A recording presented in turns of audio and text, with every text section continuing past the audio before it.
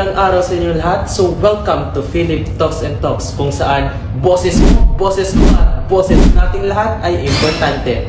So ngayon, pag-uusapan natin ng mga isyong hindi madalas tinatalakay ng ating lipunan.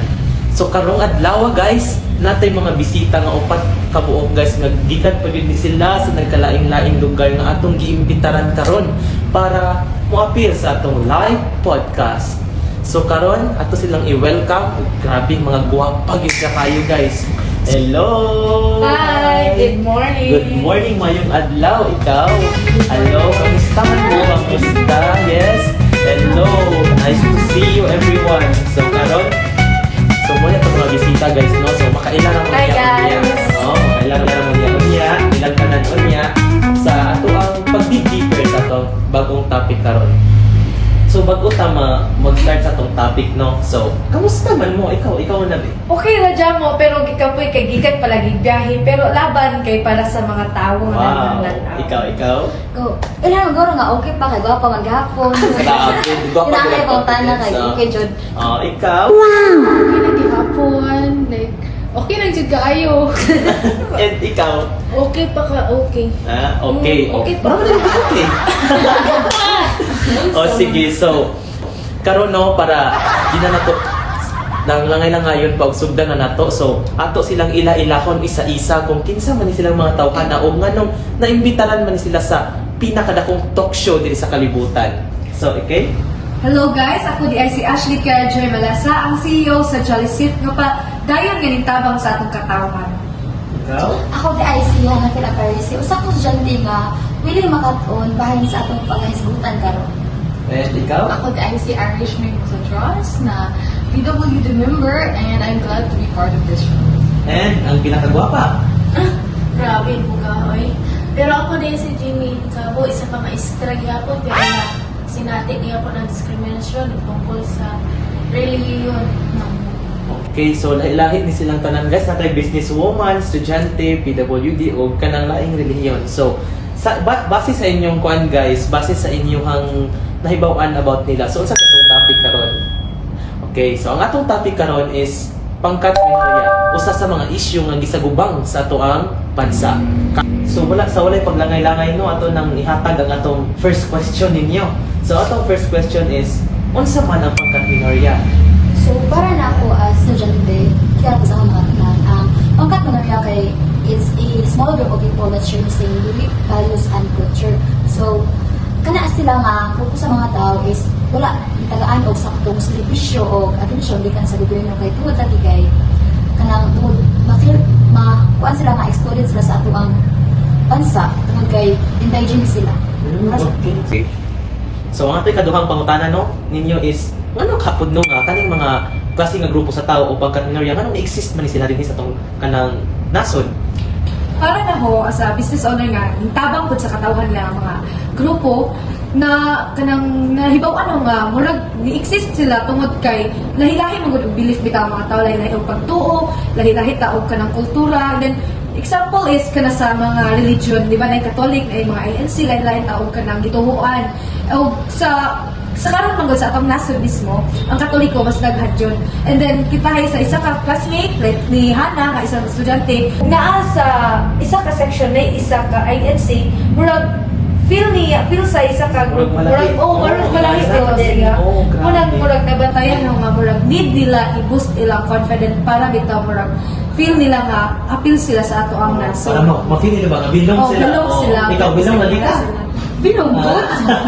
Sige ba sila kay gusto mo Ako, kay as a PWD member, ma-feel din ako nga na-adjay kanang mga tao nga, ay muna nag-exist sila kay na mga tao nga kanagatang lahig jud ang pagtanaw sa imong like murag dili jud ka belong bitaw nga Murag i-underestimate ka kay na limited lang imong kaya mabuhaton.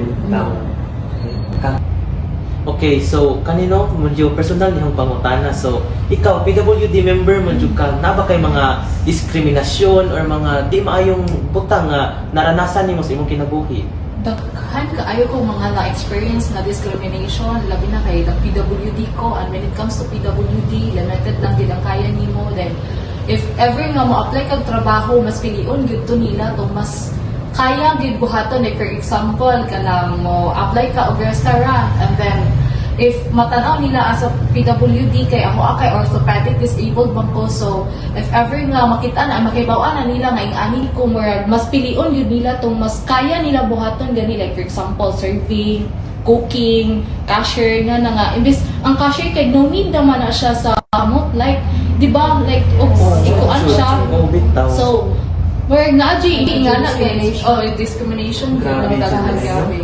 Sa ako po kay, dili siya personal na experience, but based na sa akong na nakita through social media, like atong ethnic group gani ko, specifically ko Tidoray, kanang Kaltubo, Tidoray. So, nato yung incident ato nga, nasinday ka ng, apil sa ilang grupo nga kanang na-rape, tapos nasad siya kanang, kuwang sad siya sa pangutok gani, tapos, ibig ito nila sa, like, sa police, kaya naman dyan ang mga crime, kaya naman sa police, Sa police pa naman. pero ato nila gitong sa ilahang tribal council.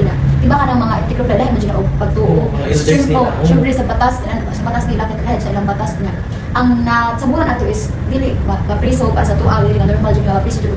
Kung kuan na sa laki nakasatas, siyempre kay rape pa dyan to. Oh, preso dito ka Oo. ba oy. Oo. Oh. Ang nasabutan nila is kanang, kuan ra, bayad para sa kahihiyan daw. 6,000 pesos at isa ra ka kabayo. Mora to kay bayad daw sa kahihiyan.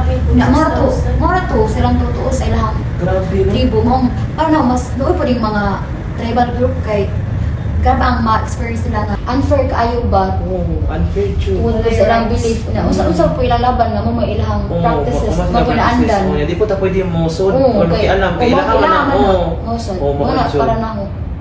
So, sakto ang ingon nga nano, Philip kay isip isa ka maestra na sinatig yapon na sa mga labi na sa akong mga estudyante nga dili pantay ang pagtanaw sa ilang classmate, like pareha sa uman ako nga estudyante nga enjoy sila, wala sila ka bitaw.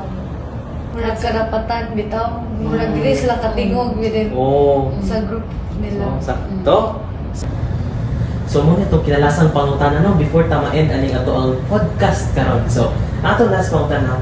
So isip usa ka kanang mamamayan nganong kinahanglan man matagaan og atensyon ni ingani nga isyu no nga kaning issue sa mga pangkat minorya nganong kinahanglan man nito siya tagaan og pansin pod no. Para na dapat uno dun siya opansin kay for a long time feel sa mga apil anang pangkat minorya nga excluded sila nato.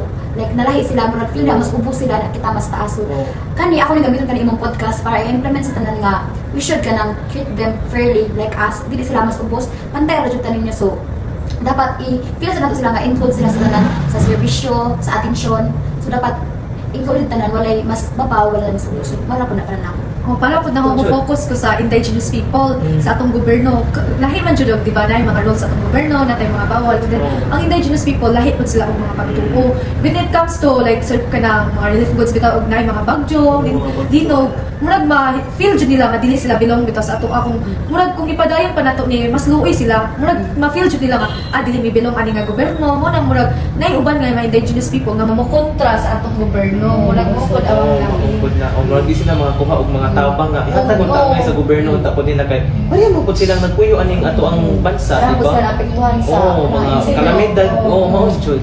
Oh, nya ikaw? Nga asa PWD member pud no, kailangan jud siya hatagan og attention pud, especially nga anang kailangan jud hatagan ni opportunity ani ba nga field kay tao ra biya pud Oo, gihapon jud. di bilang pud kayo mi sa kuan nga na nga field. So Oh, sige. So, isip ko na maestra no, sa mga estudyante, naghandle po na sila tianan.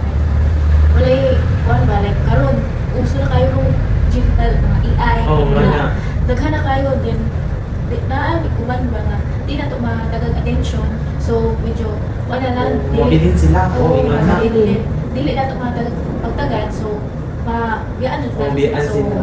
dapat yun na ito. Gusto sila og kana apas. Oh, nga na. Dapat yun na ito. Pag-apas Educate na sila para makapas sa grand cam especially Oh, nga. bitaw. Nag-awahin na sila ba? Oh, kay sama kinasig sa mga liblib ng mga lugar. Mm. Alam na wala po sila yung mga gadget. Oo, sa mga cellphone. muna Oo. mga eskwela sila og mga syudad muna sila maigno Oo. bitaw muna so dapat feel murag ma-feel jud mo nila nga dili sila belong sa So, dito nagtatapos ang ating podcast karon no. So, Salamat sa atong mga guests, sa mga gwapa na atong guests karon, no? So, ako si Joel Philip Kanda nga nag-ingon nga, boses mo, boses ko, boses nating lahat.